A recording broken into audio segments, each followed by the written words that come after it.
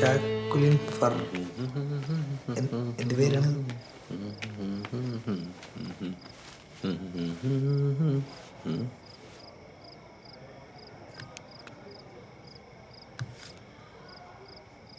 നാല് miss കോളോ?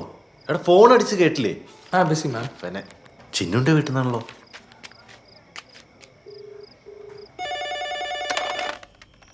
Hello hello. Balu, അവൾ ഇറങ്ങിയില്ലായിരുന്നോ? ഇന്ന് വൈകിട്ടല്ലേ, നാളെ പുറപ്പെടുന്ന പറഞ്ഞേ. വിളിച്ചിട്ടാണ് ഔട്ട് ഓഫ് റേഞ്ച്. അവള് എപ്പോഴേ പോയില്ലോ മാത്രേ. ആണോ? ആ ഞാൻ ഇപ്പൊ തിരിച്ചു വിളിക്കാം. എന്താടാ? അവളെ വിളിച്ചിട്ട് കിട്ടുന്നില്ല.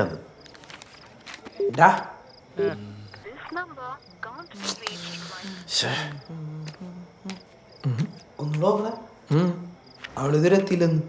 എന്താടാ? ചിന്നുനെ വിളിച്ച് കിട്ടുന്നില്ലടാ.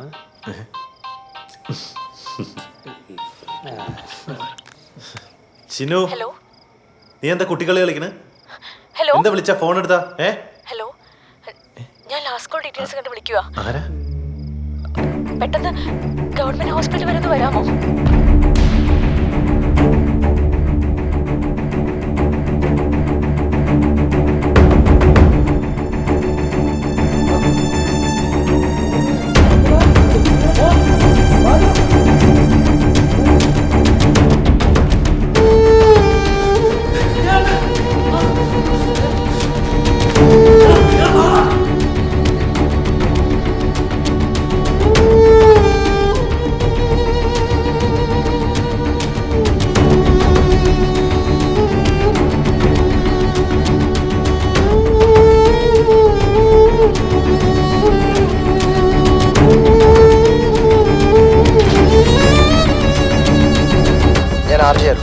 വളരെയധികം ഡിസപ്പോയിൻറ്റഡ് ആയിട്ടാണ് ഞാനിപ്പോൾ ഈ സ്റ്റുഡിയോ വന്നിരിക്കുന്നത്.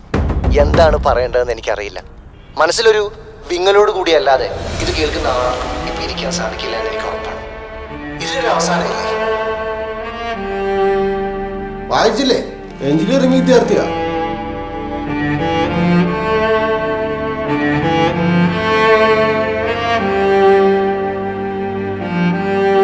ഓ, 18 വയസ്സേ ഉള്ളൂ. കഷ്ടമായി പോയി. എന്നാ പറയാനാ?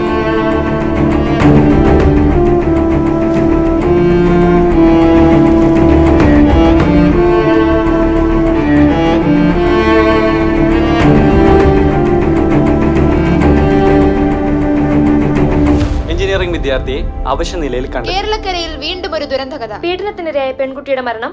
ഈ കൊലക്കേസിന്റെ പിന്നിൽ ഒരു ഗൂഢാലോചനയുണ്ടെന്ന് നിങ്ങൾ കരുതുന്നുണ്ടോ? തീർച്ചയായിട്ടും ഞങ്ങൾ കരുതുന്നുണ്ട്. നമ്മുടെ പെങ്ങന്മാരും പഠിക്കാൻ പോണേ. പോലീസ് അന്വേഷണത്തിലേക്ക്.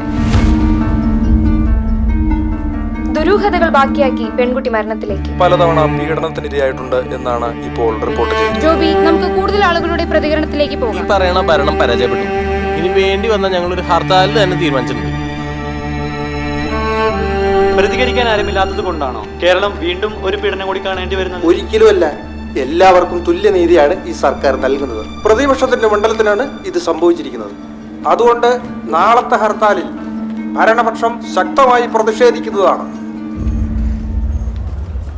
മരിച്ച കുട്ടിയുടെ സഹപാഠിയായ എൽദു നമ്മുടെ കൂടെ സ്റ്റുഡിയോയിലുണ്ട്.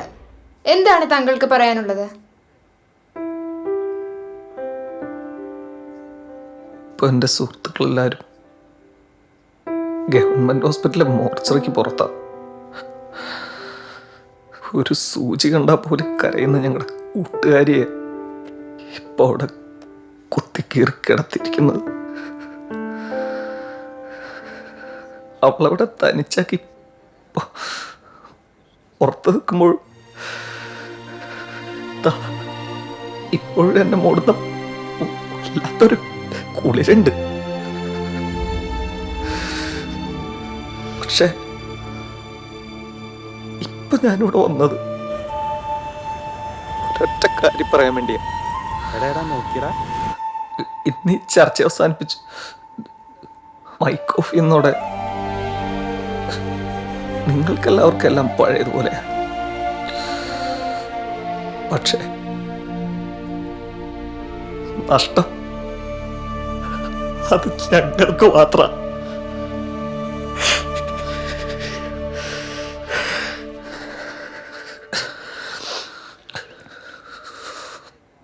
കൊന്നതാ.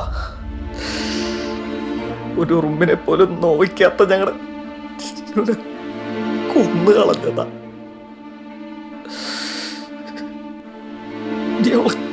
കൊന്നതിന്റെ പേരിൽ ഹർത്താൽ നടത്താനാണെങ്കിൽ അതിന്റെ പേരിൽ കാണുന്നവർക്കെല്ലാം വീട്ടിലിരുന്ന് കുപ്പി പൊട്ടിച്ച് ആഘോഷിക്കാനാണെങ്കിൽ എന്താ ഒരു കാര്യം നിങ്ങളെല്ലാവരും ഓർത്തോ, നിങ്ങൾ ഓരോരുത്തരും ആഘോഷിക്കുന്നത് ഞങ്ങളുടെ കൂട്ടുകാരിയുടെ മരണ.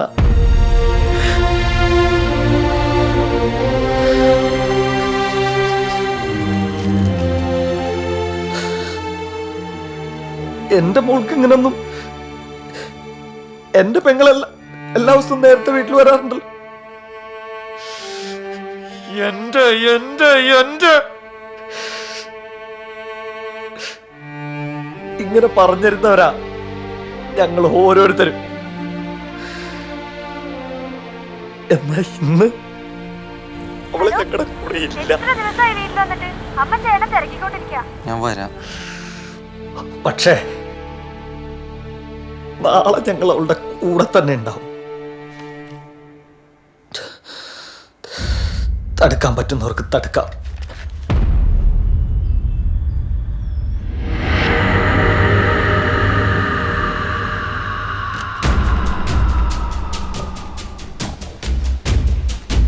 ഞങ്ങളാ കോളേജ് പിള്ളേർക്ക് ഫുൾ സപ്പോർട്ടായിരിക്കും. നാളെ നമ്മൾ എന്തായാലും കോളേജിൽ പോയിരിക്കും. ഹർത്താല എന്ത് കാര്യത്തിന്? ഈ രാഷ്ട്രീയക്കാരെ അവരുടെ കാര്യങ്ങൾ നടക്കാൻ വേണ്ടി ഉണ്ടാക്കുന്നത് മാത്രമാണ്.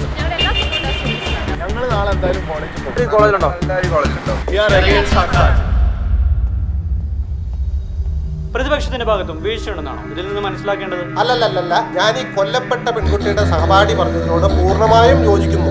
ഇതിന്റെ പൂർണ്ണ ഉത്തരവാദിത്വം ഭരണപക്ഷത്തിനും പ്രത്യേകിച്ച് ആഭ്യന്തരമന്ത്രിക്കും മാത്രമാണ്. ഇതിൽ പ്രതിഷേധിച്ചാണ് നാളെ ഞങ്ങൾ ഹർത്താലിന് ആഹ്വാനം ചെയ്തിരിക്കുന്നത്.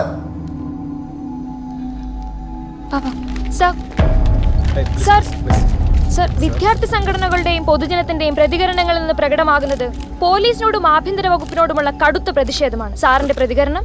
ഇത് ഒരൊറ്റപ്പെട്ട സംഭവമാണ്. ഈ നാട്ടിൽ 1.5 കോടിയോളം വരുന്ന സ്ത്രീകൾ ഇവിടെ സ്വസ്ഥവും സുരക്ഷിതരുമായി ജീവിക്കുന്നുണ്ട്. അത് നിങ്ങൾക്ക് വാർത്തയില്ലല്ലോ. ഇങ്ങനെ ഒരു കുട്ടിക്ക് സംഭവിച്ചത് എത്തേണ്ടാത്ത സ്ഥലത്ത് എത്തരുതാത്ത സമയത്ത് എത്തിയതുകൊണ്ടാണ്. സർക്കാരിന്റെ കഴിവുകേടുകൊണ്ടല്ലേ ഇന്നലെ ആ പെൺകുട്ടിക്ക് അങ്ങനെ സംഭവിച്ചത്? അത് മറച്ചു വെക്കാനല്ലേ സാർ ഇപ്പോൾ നോക്കുന്നത്? ഒരിക്കലുമല്ല. ഉദാഹരണത്തിന്, നമ്മൾ നമ്മുടെ വീട്ടിൽ വളർത്തുന്ന ഒരു നായ, അത് അതിന്റെ കൂട്ടിൽ എല്ലാ ദിവസവും രാത്രി സുഖമായി കിടന്നുറങ്ങുന്നു. ഒരു ദിവസം ആ നായ കൂട് പൊട്ടിച്ച് മതില് ചാടി പുറത്തേക്ക് ഇറങ്ങുന്നു. അതിനെ ഒരു തെരുവ് നായ വലിച്ചു കീറി കടിച്ചു കൊന്നാൽ ആ തെരുവ് നായയെ മാത്രം കുറ്റം പറയാൻ പറ്റുമോ? അതിനതിന്റെ കൂട്ടിൽ തന്നെ കിടന്ന പോലെ